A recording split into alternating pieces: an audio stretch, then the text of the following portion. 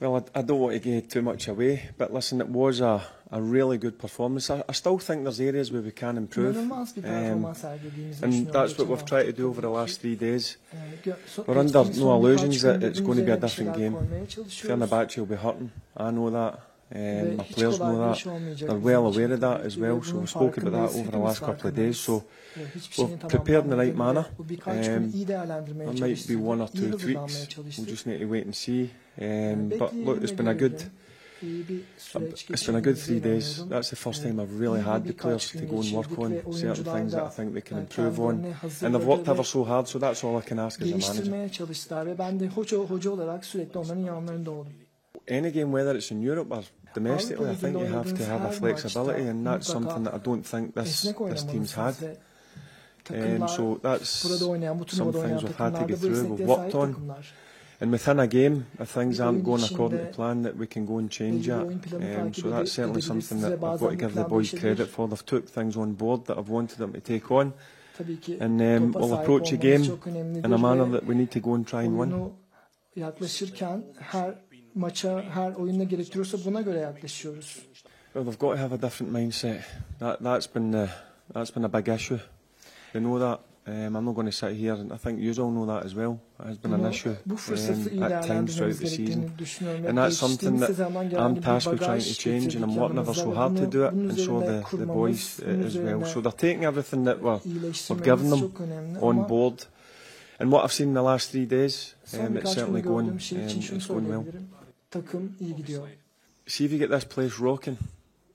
It's a proper place to play football. Evet, futbol oynamak için gerçekten çok doğru bir yer. I've told the guys that, and they know that. They know how good they've played in some of the guys that are in the squad have played in European nights here. And when you go out with a certain attitude to play the game, there's no better place to play football. So we'll go on and we'll brace the challenge tomorrow night, because as I said, it's going to be a different game in my opinion. But we need to stand tall, and we need to go head to head with Fenerbahçe, because they'll come and they'll go for us. So we need to be strong in the mind. But I certainly believe, that I'm hopeful that they've come through the session today. Okay. It's just something that you've got to deal with as a manager. As I said, in an ideal world, everybody would be fit and available and 100%, but that's never the case. That's why you carry a squad. That's why it's important that the guys that have not been involved, certainly last Thursday, that they need to make sure they take information on. But as I said, I just need to wait until tomorrow, and hopefully I get good news rather than bad news. Bu başarıyı sürdürmek bir sonraki seviyeye çekmektir hedefimiz. They're a very good group of players. That's what one thing I will say. They're hard workers. They've took information in that we've given them, not just me as a manager, but my staff also. And listen, they went through difficult periods, and we're trying to explain myself and the staff. We've been through the same thing, so we can relate to that, and it's important. But look, there's no getting away from it. In Europe, it's been really good at home, but domestically, it's not been what we want. So that's our job to change it, and the guys understand what it takes to play here. Because just at the very first question, when not just European nights, but domestically, if you've got this place, if you've got a team that are playing good football, with loads of energy and passion, this crowd will look right behind you. But that's the pressure. You've got to handle pressure when you're at Rangers, and that's something that probably the squad will admit they've not handled too well at times, but other times they have handled the pressure really well. So we're not thinking about we're favourites or their favourites. We've got a game that we have to go and take head on, because what an opportunity we've got to go into the last eight, but also we've got to be respectful. We're coming up against a very good team. I said that last week. They've got players that can really hurt you. And we all know about the manager. In my opinion, he's been one of the best ever. So we're prepared for all different scenarios, and we're just ready and raring to go. Hazırız ve gitmek için hazırız. Bir sonraki tura geçmek için hazırız. Yeah, but listen, I expect them to come for us, because they're 3-1 down. There's no doubt about that. So we're prepared for that. And tabii ki onlar da çok hazır guys, as I said, that can hurt you. The wide areas, they like to get balls into the box. So ceza sahasından ceza sahasına koşarak, yani eğer savunma hatları 3'lü olabilir, 5'li olabilir, bu fark etmez. Ancak iki senaryoda da, her senaryoda da biz kendi oyunumuzu oynayacağız ve Fenerbahçe'nin çok iyi bir takım olduğu gerçeğini de değiştirmez. We've got 90 minutes to play against a very good team. As I said, it's easy to get carried away when you have a performance like we did last Thursday. But there's absolute no chance I was allowing that to happen. We had a couple of days to go away, spend a bit of time with the family, a bit of rest, which was well earned. But then you're coming back in. There's a job half done, and we need to complete that job on söylemiş olduğum gibi bu ilk yarı iş daha bitmedi ve bu işi yarın akşam bitirmek isteyeceğiz. As I said, he's got a real good team. He's a top class manager. Üst seviyede bir teknik direktörü olan çok iyi bir takım Fenerbahçe.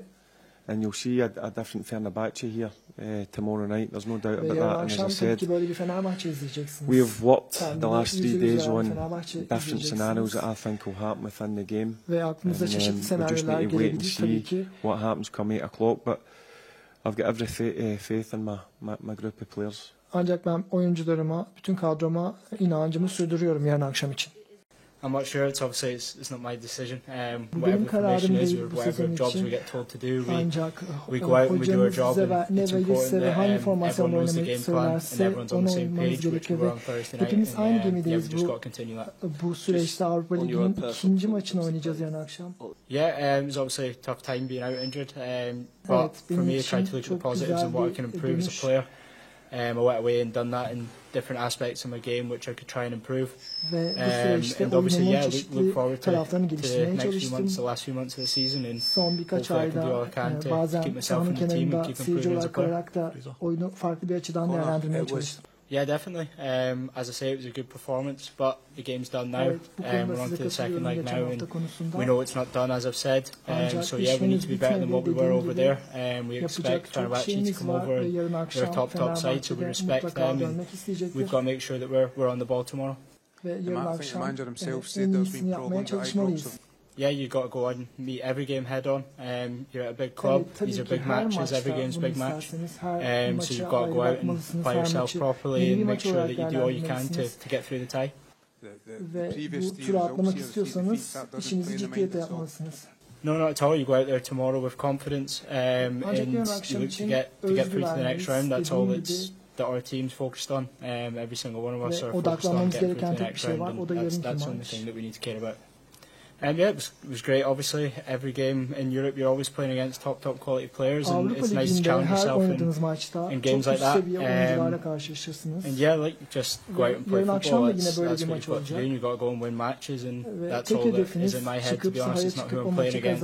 It's what I can do to help the team, and what we need to do every game is win matches, and that's important for me.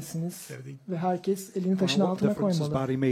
Yeah, he's obviously been a top player himself, and it's great to learn off him and pick up every little bit of advice he's got for me and try and help improve myself. Ve kendisi de takımı geliştirmek için her gün üzerine bir taş daha koyabilmek için elinden geleni yapıyor. Yeah, him and all the staff have been great. They've been writing about the boys, and it's been really clear messages we've had going into the games. And yeah, no, they've been brilliant. I can't speak highly enough of. Yeah, you've got to play well. You've got to keep yourself in the team. That's down to me. That's down to nobody else. Obviously, it's great that I was in last Thursday after being injured. It was a positive. But as I say, it's down to me to keep myself in the team, and it's nobody else. Takım olarak hareket etmemiz gerekir. Be a massive achievement, of course. We want to go as far as we can in the competition.